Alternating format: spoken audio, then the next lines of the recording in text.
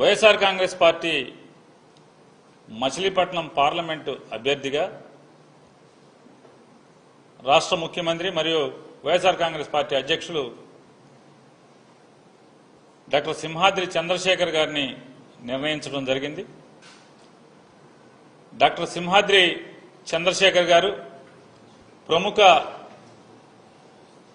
Cancer surgeon. ఆయన వారు అంటే మచిలీపట్నానికి వారికి ఉన్నటువంటి సంబంధం. వారి తండ్రి గారు కూడా అవనిగడ్డకి 3 పర్యాయాలు శాసనసభ్యుడిగా సింహాద్రి సత్యనారాయణ గారని చెప్పని 1985, 89, 94 ఈ 3 టర్ములు కూడా డాక్టర్ సింహాద్రి చంద్రశేఖర్ గారి తండ్రి గారు సింహాద్రి సత్యనారాయణ గారు శాసనసభ్యులుగా, అలాగే 10 సంవత్సరాలు ఆంధ్రప్రదేశ్ రాష్ట్ర అవిభాజ్య రాష్ట్ర మంత్రిగా ఎన్టీ రామారావు గారితోనూ తర్వాత కూడా ఆయన మంత్రిగా పనిచేయడం జరిగింది. అలాగే వీరు మచిలీపట్నంలో జన్మించి స్కూల్ విద్య అంతా కూడా అంటే పాఠశాల విద్య అంతా కూడా అవనిగడ్డలోను, అట్లాగే ఇంటర్మీడియట్ విద్య మచిలీపట్నం నేషనల్ కాలేజీలో కూడా ఇంటర్మీడియట్ మచిలీపట్నంలో చదువుకుని తర్వాత వైద్య విద్యను అభ్యసించి సర్జన్గా, ఆ తర్వాత క్యాన్సర్ సర్జన్గా 1988 సంవత్సరం నుంచి కూడా ఆయన క్యాన్సర్ వైద్య నిపుణుడిగా సేవలు ప్రారంభించి ఇప్పటికి దాదాపుగా 35 సంవత్సరాల నుంచి ఆంధ్రప్రదేశ్ తెలంగాణ మాత్రమే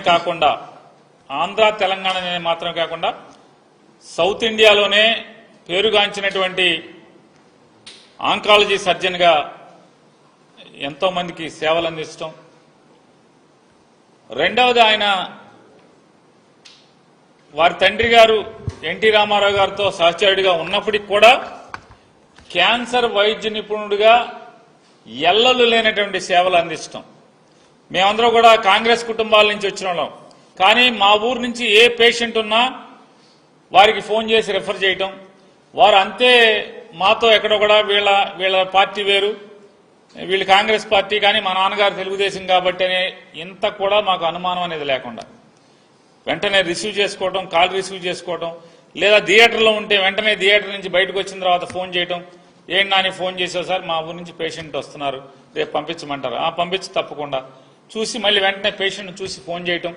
ఇక మీ పేషెంట్కి ఈ రకమైనటువంటి పరిస్థితులు ఉన్నాయి, ఇలా చేద్దాం, లేదా ఆరోగ్యశ్రీలో పెడదాం.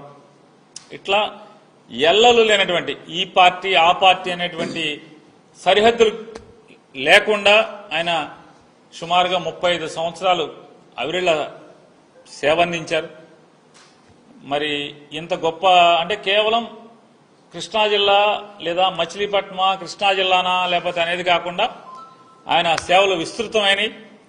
ఇంత ప్రముఖమైనటువంటి నేపథ్యం ఉన్నటువంటి ఒక గొప్ప డాక్టర్ మచిలీపట్నం పార్లమెంటు ప్రజలకి సేవ చేయటానికి అంటే ఇంత ఉన్నతమైన చదువులు చదువుకుని 35 ఏళ్ల పాటు ప్రజలకి వైద్య వృత్తి ద్వారా అనేకమైనటువంటి సేవలు అందించినటువంటి ఆయన వైఎస్ఆర్ కాంగ్రెస్ పార్టీ తరఫున పార్లమెంటు అభ్యర్థిగా పోటీ చేయటానికి ముందుకు వచ్చినందుకు మేమంతా కూడా ఆనందపడుతున్నాం.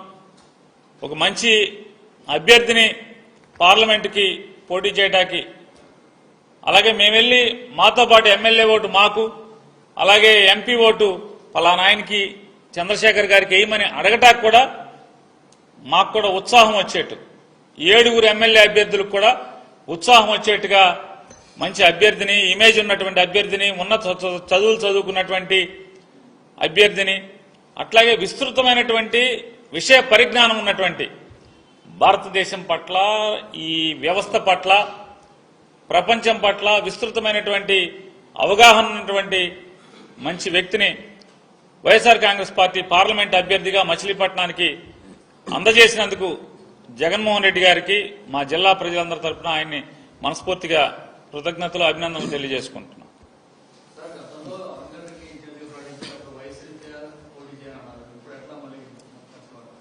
వయసు రీత్యా మీతో చెప్పారా? ఏమని?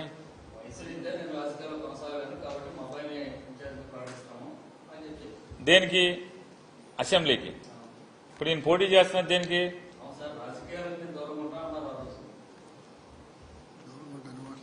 రాజకీయాలకు దూరంగా ఉంటాననేది మీరు ఊహించుకుంటే ఎవడేం చేయలేడు. ఆయన పార్లమెంట్కి ఈరోజు జగన్మోహన్ రెడ్డి గారు అలా కాదన్నా నీ సేవలు కావాలి ఈ రాష్ట్రానికి, ఈ నియోజకవర్గం ద్వారా ఈ రాష్ట్రానికి నీ సేవలు కావాలని చెప్పని జగన్మోహన్ రెడ్డి గారు వారిని కూర్చోబెట్టి మాట్లాడారు.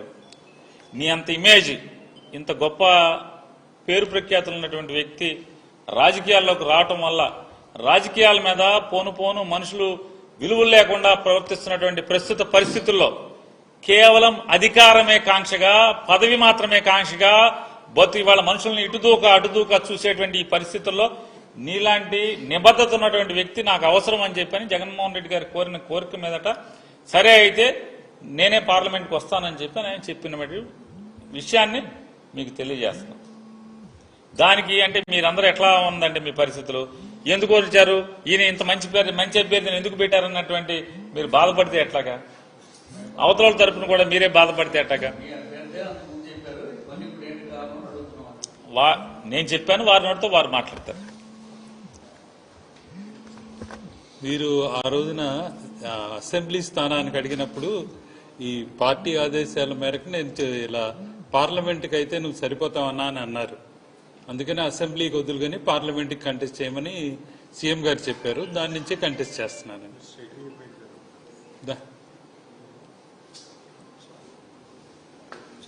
సెలవు.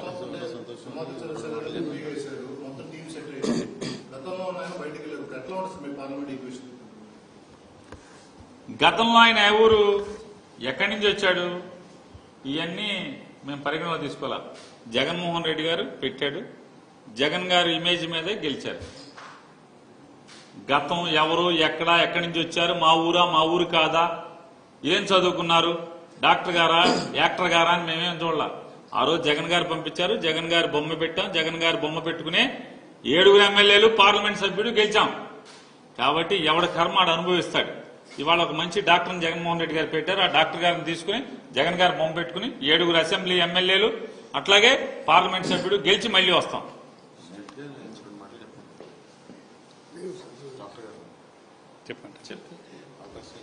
నేను ఈ ఎంపీకి అవకాశం ఇచ్చినందుకు జగన్మోహన్ రెడ్డి గారికి ధన్యవాదాలు చెప్తున్నాను.